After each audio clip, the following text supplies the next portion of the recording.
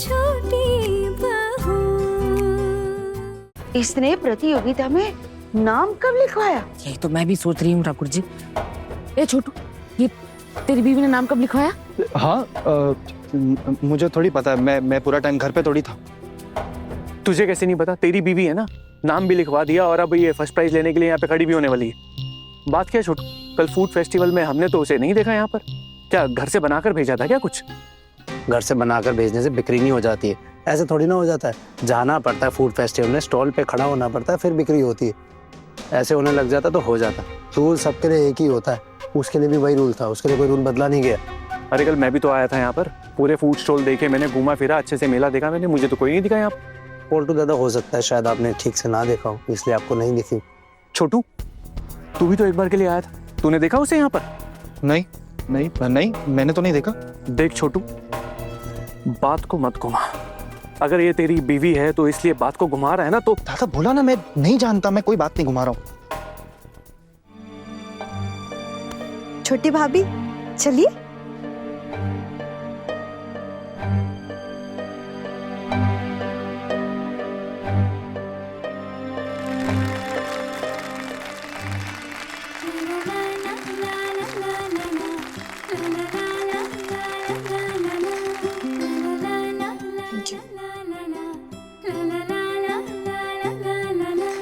आसमां से तारों को चुरा के गलियों को जगमगा दे, फूलों की खुशबू उड़ा के घर आंगन महका दे।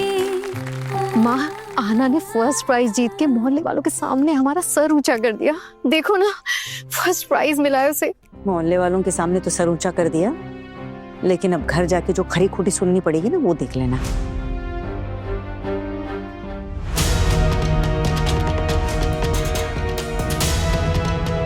अरे बाप रे, मामी माँ, ये देखो आपके भांजे मुझे कैसे घूर रहे हैं। मैंने तो डर के मारे अभी से अपनी गर्दन झुका ली। अब इतना डरती क्यों है? वैसे भी हमारी आहना खाली हाथ तो घर नहीं लौट रही है ना।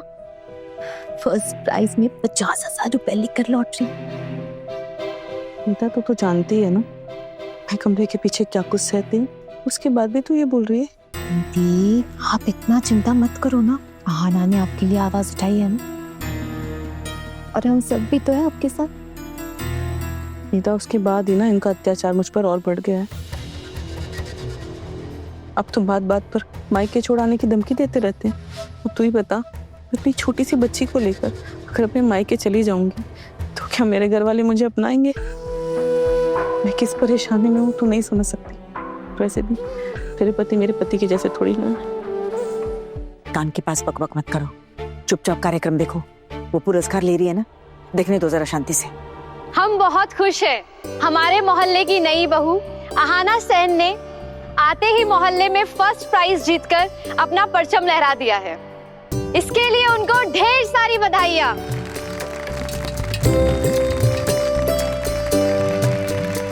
अब आहना सेन को, हम सबकी प्यारी बहूदी को, हम सबके लिए 2 शब्द कहने का अनुरोध करूंगी। आइए प्लीज।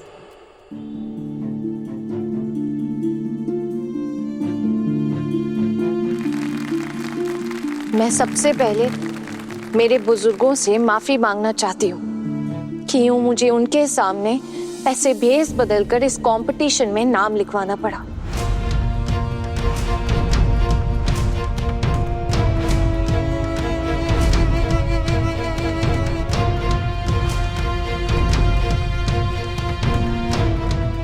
मुझे भेस बदलना पड़ा क्योंकि मेरे ससुराल में इजाजत नहीं थी कि मैं इस कंपटीशन में हिस्सा लूं। लेकिन इस बारे में मेरी सासू माँ और मेरी जेठानियों को पता था कि मैं इस कंपटीशन में हिस्सा लेने वाली हूँ। लेकिन घर के बाकी किसी को भी इस बारे में कुछ भी पता नहीं था, और ना ही मैं हिम्मत जुटा पाई किसी को कुछ बताने की, यहाँ तक कि मेरे अपने पति को भी नहीं। अगर मैं उन्हें बताती तो शायद मैं इस कंपटीशन में अपना नाम नहीं लिखवा पाती। जिंदगी में आज का ये दिन मैं कभी नहीं देख पाती। इसलिए सबसे पहले मैं अपने घर वालों से माफी मांगना चाहती हूँ कि मुझे छल का सहारा लेना पड़ा। हो सके तो मुझे माफ कर दीजिए। मैं आहना सेन मैंने अपना विदेशी मेम के रूप में भेष बदलकर इस फूड फेस्टिवल में हिस्सा लिया था। इसने नाम कब लिखवाया? पता, हमने तो इसे वहां नहीं देखा। हमारी आंखों के नीचे ये सब घटता रहा, हमें पता भी नहीं चला। इनकी बहू ने नाम लिखवा दिया और ये तो हमारे समझ के बाहर है। लेकिन ये प्राइज मैंने अकेले ने नहीं जीता है, बल्कि मेरी खाना बनाने में जिसने सबसे ज्यादा मदद की है ना, क्या ये कहूँ कि वो जो टेस्टी घुगनी थी जिन्होंने खुद मुझे अपने हाथ से बनाकर दी थी, वो मेरी सासू माँ है, दुर्गा देवी से।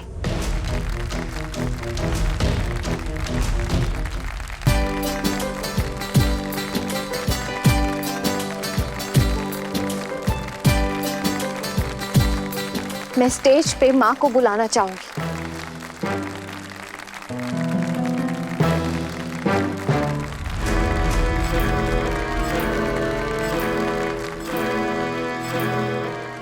ये स्टेज सिर्फ मेरा नहीं है, मेरी तरह सारी उन लड़कियों का है। इस पल ये स्टेज मेरे साथ साथ मेरी सासू माँ का भी है। यहाँ पे मौजूद वॉलंटियर्स से मेरी रिक्वेस्ट है कि प्लीज वो मेरी माँ को स्टेज पर लेकर आए। ताई जी, चलिए ना। माँ आप जाइए ना स्टेज पे। अगर आप नहीं गई ना तो ये प्राइज भी नहीं लेगी। अभी तक पहचान ही नहीं है क्या आप आना को? अरे बहुत सताती है रे छोटी बहू मुझे। अब देख, अपना तो मान सम्मान गवा बैठी है और मेरा भी हाल अपने जैसा ही कर देगी। भगवान जाने कौन कौन नजर लगाएगा। माँ प्लीज आइए ना। मैं चाहती हूँ कि ये जो प्राइज है वो आपके हाथों में दिया जाए। ताई जी चलिए ना।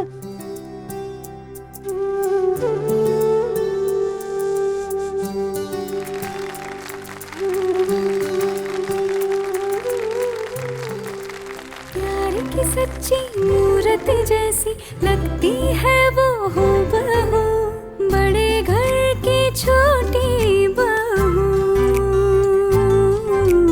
बड़े घर की छोटी बहू।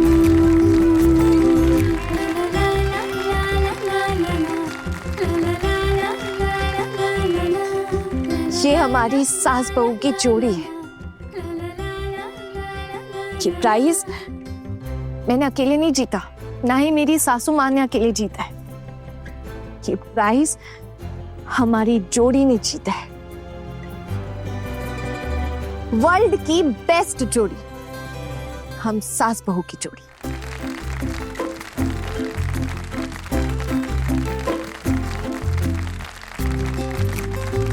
आपको कुछ कहे बिना जाने नहीं देंगे हम। आपको भी कुछ बोलना होगा हमारे दर्शकों के लिए, प्लीज। माशिमा कुछ बोलिए ना। आइए ना प्लीज।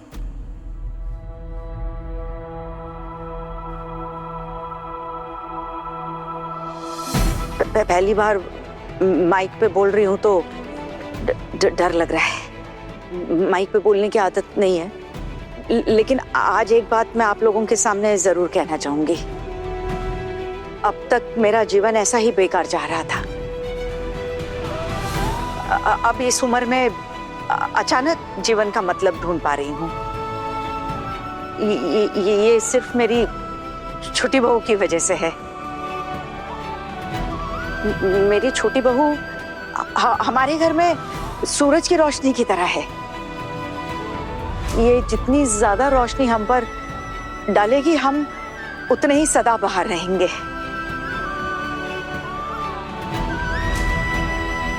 आज मैं इस छोटी बहू को ढेर सारा आशीर्वाद दूंगी। वो जीवन में बहुत बहुत तरक्की करे,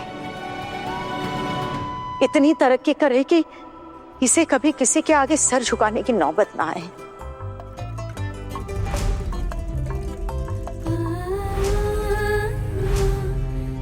ये लक्ष्मी है हमारे सेनबाड़ी की। चाहतों की डोर से वो जोड़े रिश्तों के धागे, धड़कनों के बोल समझे वो, दिल को दिल से है बांधे।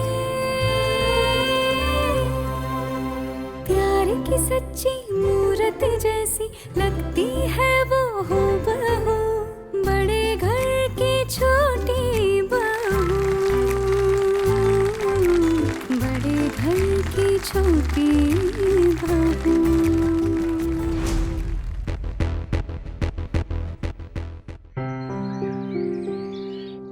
खुश रहो, खुश रहो। क्यों रे, कितने दिनों बाद याद आई तुझे दीदी की? अरे आप भी तो बस एक ही दिन आई और फिर रास्ता ही भूल गई। चल आजा बैठ।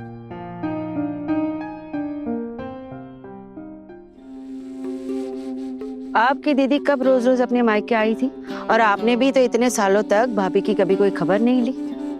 फिर आप लोगों को अचानक भाभी के लिए इतनी बेचैनी कैसे बढ़ गई भाई? बहुत साल हो गए दीदी की कोई खबर नहीं लिए थे, मानते हैं, लेकिन दीदी जब पता चला आप आई थी तो यकीन मानिए मेरा दिल खुश हो गया, मुझसे रहा नहीं गया। आपकी तबीयत तो ठीक है ना? हाँ गबलू, बीच में थोड़ी सी खराब हो गई थी लेकिन एकदम ठीक हूँ अभी। दीदी कुछ बात थी इसलिए हम लोग यहाँ पर आए हैं। हाँ बोल। हाँ भाई, ये तो समझ में आ ही रहा है, नहीं तो आप बेवजह अपनी शक्ल दिखाने थोड़ी ना आते। अब बता भी दीजिए किस काम से आए? ठाकुर जी, अब इतने दिनों बाद मेरे भाई यहाँ आए हैं, मैं उनसे बात कर रही हूँ ना, तो आप क्यों बीच बीच में बोल रही हैं? मुझे तो समझ ही नहीं आता कि आपके दिमाग में क्या चलता रहता है। आपके भाइयों को अगर कोई ऐसे ताने मारे, उनके साथ ऐसे कोई बर्ताव करे तो आपको अच्छा लगेगा क्या? मेरे भाइयों के साथ अब भी पहले जैसा बर्ताव करना जरूरी है क्या? आपके इसी बर्ताव की वजह से वो यहाँ नहीं आना चाहते, पता है आपको? अब मैं गई थी बीच में मिलने, तो इसीलिए मिलने आ गए अपनी बहन से। दीदी तो हमें बर्दाश्त ही नहीं कर पाती है, हम लोग जानते हैं, और क्या ही बोलूं। नमस्कार। अरे नमस्कार। क्या बात है, क्या बात है, आज अचानक आप लोग ऐसे यहाँ कैसे? आना ही पड़ा, घर में शादी तय हुई है, इसलिए आप सबको न्योता देने आए हैं।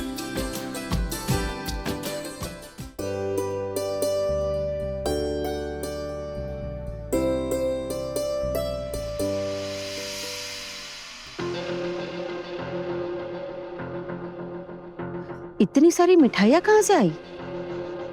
पिशिमा, वो हमने लाकर रखी है मिठाई। घर में मेहमान आते हैं तो उनको देने के लिए कुछ होता ही नहीं हमारे पास, इसलिए हमने मिठाई लाके स्टोर करके रख दी। किसी ना किसी के रिश्तेदार तो आते जाते रहते हैं ना। आप अपने मायके में रहती हैं तो आपका कोई रिश्तेदार नहीं है आने वाला, और ससुराल वालों ने भी संपर्क नहीं रखा है आपसे, लेकिन हमारे सगे संबंधी तो आते रहते हैं ना पिशिमा। और अब अभी देख लीजिए, अब जैसे मामा जी आए हैं तो क्या उन्हें ऐसे ही जाने दें? अरे वैसे मामा जी, आप लोग ना आज दिन का खाना खा कर ही जाइएगा। अरे नहीं बेटा, आज नहीं, बहुत काम है, फिर पक्का खाएंगे। वैसे किसकी शादी है? हाँ बड़े मामा बताइए ना, किसकी शादी है? शादी मेरी बेटी की है, बुर्दा की बड़ी बेटी की तो शादी हो गई थी। अच्छा, आप लोगों को पता है ना, हम लोग बताशपुर में रह रहे हैं, लेकिन हमने सोचा है कि शादी पुरखों के घर से ही करेंगे, और लड़का खूब मिलाई दी थी। अरे वाह, क्या मजेदार खबर सुनाई आपने मामा जी। तुझे क्यों इतना मजेदार लग रहा है? क्यों पिशिमा, मेरी ननद की शादी है, हम तो जाएंगे ना, और सारी जिम्मेदारियां सब कुछ हमें ही तो संभालना पड़ेगा, है ना दीदी? क्यों मामा जी, हमें बुलाएंगे ना आप? कैसी बात कर रही हो बेटे, हम तो आए हैं सबको न्योता देने के लिए। अरे तुम सब नहीं आओगे तो कैसे चलेगा? तो फिर इतने दिन कैसे चल रहा था? जिंदगी में वैसे भी कहाँ कुछ रुकता है ठाकुर जी, सब कुछ समय के अनुसार ही तो चलता है। अब आप ही की बात लीजिए। हाँ, आप अपने ससुराल से दूध पीते बच्चे को लेकर यहाँ पहुँच गई थी अचानक, आपका कुछ रुका क्या? आपके पति भी चल बसे थे, आपके ससुराल वालों ने आपको घर से निकाल दिया था, उसके बाद आपका कहीं कुछ रुका नहीं? मैंने तो हाथ थाम ही लिया था ना आपका, और जब तक मैं जिंदा हूँ आपको इस घर से कोई बेदखल नहीं करेगा, इसका भी बंदोबस्त कर दिया है मैंने। इसीलिए आप निश्चिंत रहिए, जिंदगी है, चलती ही रहती है, कभी किसी का कुछ रुकता नहीं है किसी की वजह से। ये दुनिया अपने समय और गति के हिसाब से ही चलती है ठाकुर जी। तो आप मुझे उस बात को याद दिलाकर ताना मार रही है भाभी? नहीं नहीं नहीं ठाकुर जी, बस एक बार याद दिला रही हूँ, कई बार लोग भूल जाते हैं। छोड़ो इन उल्टी सीधी बातों में क्या रखा है। बेटी की शादी कहाँ करवा रहा है गबलू? दीदी वो लड़का रेलवे में काम करता है, अपने बताशपुर का है। लड़का भी अच्छा है, घर भी बहुत अच्छा है। देख। और हमने सोचा है कि घर से ही शादी करेंगे। परसों आशीर्वाद है, आप सबको आना है। आते ही आदेश सुना दिया कि 2 दिन में आशीर्वाद है। हमको भी तैयार होने का समय नहीं मिला और छोटी बहू ने बहुत सही कहा है, आप सबको पहले ही आना है। वाह वाह, कितना मजा करेंगे ना हम लोग वहाँ, कितना मजा आएगा। मजे करने की इजाजत तूने अपने पति से ली है, जो इतना उछलने लगी है तू? उनकी इजाजत क्यों? आप मेरे कार्डिगन है और आप भी मामी मामी कार्डिगन। गार्जियन है तो आप लोग इजाजत दे दो, तो फिर वो क्या बोलेंगे? कुछ भी नहीं बोल पाएंगे ना। आप दोनों दे दो बस। मैं तुझे नाचने गाने जाने की इजाजत नहीं देने वाली हूँ। अब अगर पूरा घर ही चला जाएगा तो गृहस्थी कौन संभालेगा? पूर्णिमा दीदी, आप बुरा मत मानिएगा। दीदी को या उनकी बहुओं को दावत देने थोड़ी आए, हम तो सबको दावत देने आए। लेकिन हमारे यहाँ से तो कोई जा नहीं पाएगा ना। आप नहीं आएंगे? ये क्या बात हुई दीदी? हम तो बहुत उम्मीद लेकर आए हैं, आपके साथ फिर से संबंध बना है। आपका हाथ हमारे सर पर रहेगा, आपकी बहुएं भी साथ में आएंगी, आप सब लोग साथ में आएंगे। आप ही तो हमारे सबसे खास रिश्तेदार हैं। हमारे घर की बहुएं कहीं नहीं जाती और हमारी भाभी भी कहीं नहीं जाती। कुछ दिन पहले मेरे ससुराल में मेरे पोते की शादी थी, तो वहाँ भाभी भी नहीं गई थी और हमारे घर की बहुएं भी नहीं गई थी। तो अचानक आपके यहाँ कैसे पहुंच जाएगी? है ना भाभी? आप तो नहीं जाएंगी ना? वो ऐसा है ना ठाकुर जी कि मेरी भतीजी की शादी है, तो मेरा कर्तव्य है वहां पर उनके साथ मौजूद रहना, है ना। अब उनको अकेला तो छोड़ नहीं सकती मैं, और फिर अभी माँ बाबा भी नहीं रहे, तो उनके घर की बड़ी मैं ही हूँ, मेरा ही कर्तव्य बनता है उनके साथ रहना। अब बाकी घर की बहुएं जाए ना जाए वो दूसरी बात है, लेकिन हरू गबलू मैं अपनी दोनों बहुओं को लेकर जरूर पहुंचूंगी। पिशीमा, हमारी जिंदगी में तो वैसे भी खुशी के पल कभी कभार ही आते हैं, कहीं नहीं जाते हम लोग, और अब इतने दिनों बाद कहीं खुशी के मौके पे जाने का मौका मिल रहा है, तो इजाजत दे दो ना। और अगर चारों बहुएं साथ जाएंगी तो हमारी खुशी भी दुगनी हो जाएगी, है ना। हम यहाँ सड़ भी जाए तो तुम लोगों को क्या फर्क पड़ने वाला है? तुम बस सब नाचो गाओ और हमारा कलेजा चलाओ। अरे दीदी, आप भी चलिए ना, बहुत अच्छा लगेगा। हम तो आपको भी न्योता देने आए हैं ना। मुझे कोई इतना शौक नहीं है, आपके उस बिछड़े गांव में नहीं जा पाऊंगी और ना ही वहां रह पाऊंगी। अरे ये कैसी बातें कर रही हैं आप? ठाकुर जी, मुझे जहाँ तक याद है आपकी शादी भी पिछड़े गांव में ही हुई थी, और आपने तो कई दिनों तक वहां पर गृहस्थी भी चलाई थी उसी गांव में। तो फिर अब आपको गांव से ऐसी क्या चिढ़ हो गई? अरे फिर आपको गांव से इतनी ही चिढ़ है तो आपके बेटे की शादी आपने इस गांव वाली लड़की से क्यों कराई? पारो भी तो गांव की ही है। इस रिश्ते के लिए कैसे राजी हो गई थी आप? मेरे बेटे की बहू चाहे कहीं से भी हो, लेकिन मैं तो गांव में पली बड़ी नहीं हूँ ना। आदत ही नहीं है मुझे इन सब की भाभी। अरे और सबसे बड़ी बात तो ये है ना कि अगर सब लोग चले जाएंगे तो फिर घर कौन संभालेगा? देख छोटी, मेरे मायके वाले हम सबको निमंत्रण देने आए हैं। अब जाना ना जाना सबकी अपनी अपनी मर्जी है। जो नहीं जाना चाहते हैं उन्हें मजबूर नहीं करेंगे, लेकिन जो जाना चाहते हैं उन्हें तो कम से कम जाने देना चाहिए। माफ कीजिएगा भाई, मैं आपका नाम भूल गई।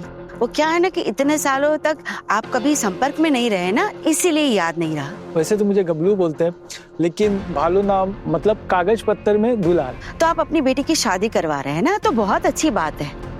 बहुत अच्छे से आप अपनी बेटी की शादी करवाइए और हम सबकी शुभकामनाएं आपकी बेटी के साथ है।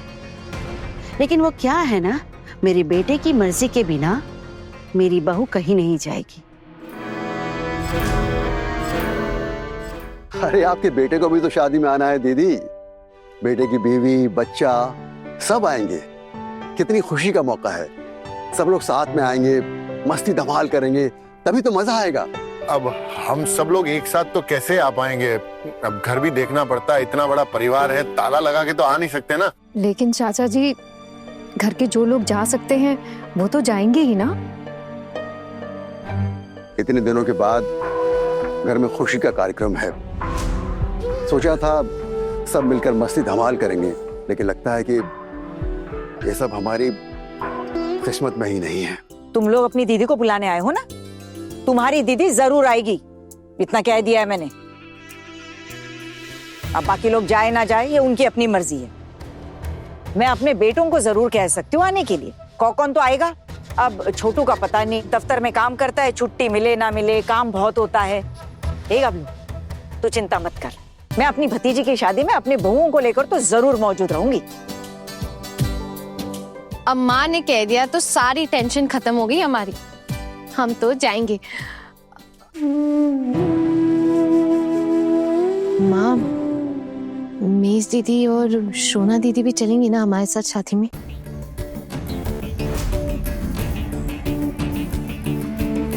क्यों नहीं जाएगी? मेरे प्यारे मामू के यहाँ पे शादी है और मैं तो बचपन में यहाँ इनके कितनी बार गया हूँ बड़ी माँ के साथ। तब तो बड़ी माँ के माँ बाप भी जिंदा थे और वो दादू मेरे को हमेशा खिलाने लेके जाते थे, साइकिल पे भी घुमाते थे। तालाब में मछलियां नहीं पकड़ता था? सच में बड़ी माँ सच बताऊं तो आज सब कुछ याद आ रहा है। बड़ी माँ, मैं आप सब लोगों का सारथी बन के आप सबको लेके जाऊंगा। ए टुकुन, इसका फैसला ना तू अकेले नहीं करेगा। मैं बताऊंगी कि मेरी बहू शादी में जाएगी कि नहीं। क्यों छोटी?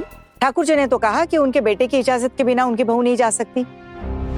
उनके समय उनके बेटे की इजाजत जरूरी है और तेरे समय तेरी इजाजत। ये कब से हो गया? जब उसके पति को एतराज नहीं है तो जाने देना उसे।